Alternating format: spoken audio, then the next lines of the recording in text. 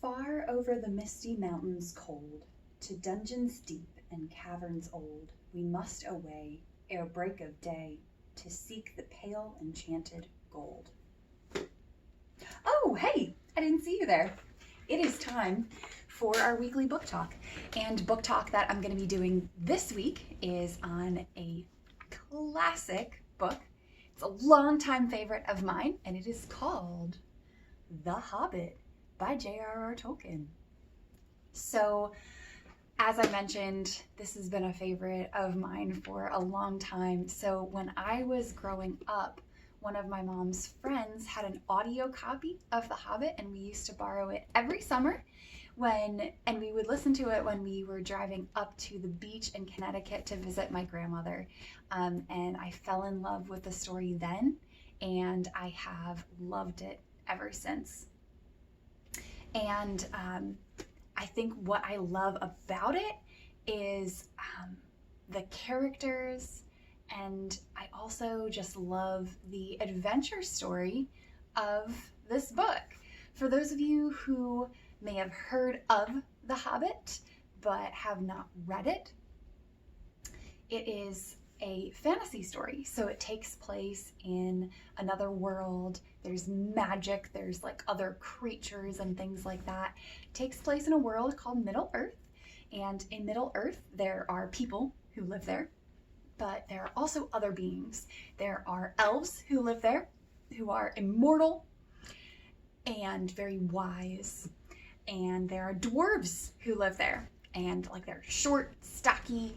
They like to mine in the mountains for gold and jewels and those sorts of things. There are wizards who are magical. And there are also these very, very short little people with hairy feet called hobbits. And hobbits are very sweet beings. They are just down to earth, salt of the earth kind of folks. They love their houses. They love growing vegetables out in their garden. They are very community focused. They care for each other so much. They really, really love their families. And they like to, smoke a tobacco pipe occasionally and, have a nice draft at the local inn. And, that's kind of their life. It's a pretty simple life, but they really, really love it. And the main character of this story is a hobbit, and his name is Bilbo Baggins, and he is just living his little hobbit life in his hobbit hole very happily, until one day a very strange visitor shows up at his house. And this visitor's name is Gandalf, and he is a wizard. And so he proceeds to have a conversation with Bilbo. And I'm going to be reading to you a bit of that conversation so you get to hear how that goes. By some curious chance, one morning long ago, in the quiet of the world, when there was less noise and more green, and the hobbits were still numerous and prosperous, and Bilbo Baggins was standing at his door after breakfast smoking an enormous long wooden pipe that reached nearly down to his woolly toes, neatly brushed, Gandalf came by. Gandalf. If you had heard only a quarter of what I had heard about him, and I have only heard very little of all there is to hear, you would be prepared for any sort of remarkable tale. Tales and adventures sprouted up all over the place wherever he went in the most extraordinary fashion. He had not been down that way under the hill for ages and ages, not since his friend the old Took died, in fact, and the hobbits had almost forgotten what he looked like. He had been away over the hill and across the water on business of his own, since they were all small hobbit boys and hobbit girls. All that the unsuspecting Bilbo saw that morning was an old man with a staff. He had a tall, pointed blue hat, a long gray cloak, a silver scarf, over which his long white beard hung down below his waist, and immense black boots. "Good morning," said Bilbo, and he meant it. The sun was shining, the grass was very green, but Gandalf looked at him from under long bushy eyebrows that stuck out further than the brim of his shady hat. "What do you mean?" he said. "Do you wish me a good morning? Or do you mean that it is a good morning whether I want it or not?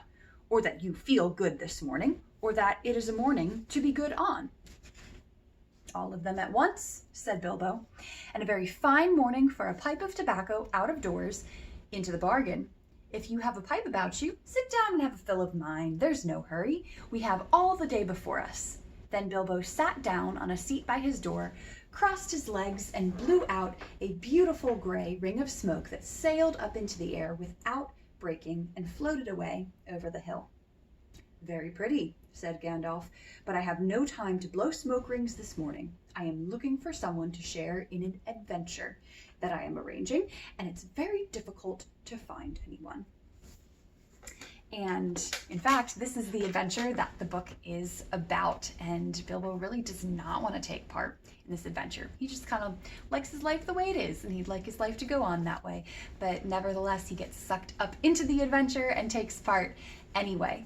And this adventure is very exciting. It takes them all the way across Middle-earth, and they encounter a lot of dangers that they have to overcome and eventually face a dragon who is guarding a bunch of treasure.